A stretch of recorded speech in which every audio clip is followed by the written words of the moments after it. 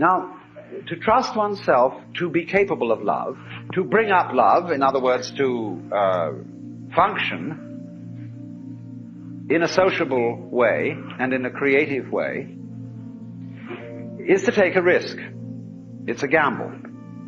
Because you may not come through with it. And in the same way, when you fall in love with somebody else, or you form an association with somebody else, and you trust them, they may, as a matter of fact, not fulfill your expectations. But that risk has to be taken. The alternative to taking that risk is much worse than trusting and being deceived. You have to take risks. There will be disappointments and failures and disasters as a result of taking these risks. But in the long run, it will work out.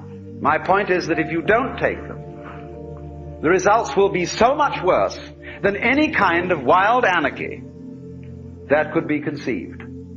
Because you see, in tying up love in knots and becoming incapable of it, you can't destroy this energy. When you won't love and you won't let it out, the thing comes out in the form of self-destruction. The alternative to self-love, in other words, is self-destruction. Because you won't take the risk of loving yourself properly, you will be compelled instead to destroy yourself. So, which would you rather have? The point that is necessary to understand this whole thing, that love is a spectrum. There is not, as it were, nice love and nasty love, spiritual love and material love, mature affection on the one hand and infatuation on the other. These are all forms of the same energy. And you have to take it and let it grow where you find it. If you find that only one of these forms exists in you, if at least you will water it, the rest of the plant will blossom as well.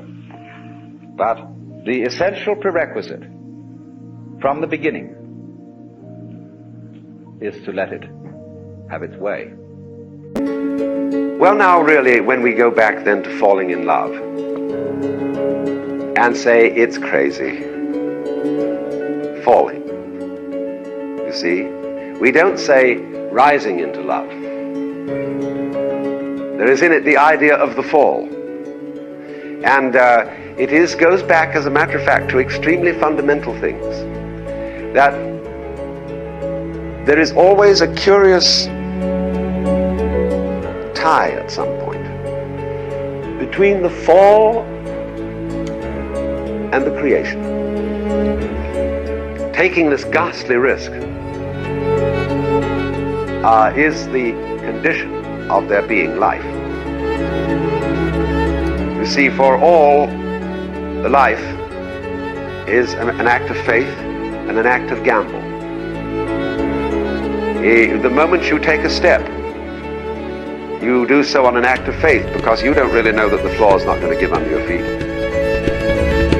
The moment you take a journey, what an act of faith. The moment you enter into any kind of human undertaking in relationship, what an act of faith. See, you've given yourself up. But this is the most powerful thing that can be done. Surrender. See, and love is an act of surrender to another person. Total abandonment. I give myself. Do anything you like. So, that's quite mad, because you see, it's letting things get out of control. All sensible people keep things in control. Watch it, watch it, watch it. Security, vigilance, watch it. Police, watch it. Guards, watch it. Who's going to watch the guards? So, actually, therefore, the course of wisdom, what is really sensible, is to let go, is to commit oneself, to give oneself up, and that's quite mad. So we come to the strange conclusion that in madness lies sanity.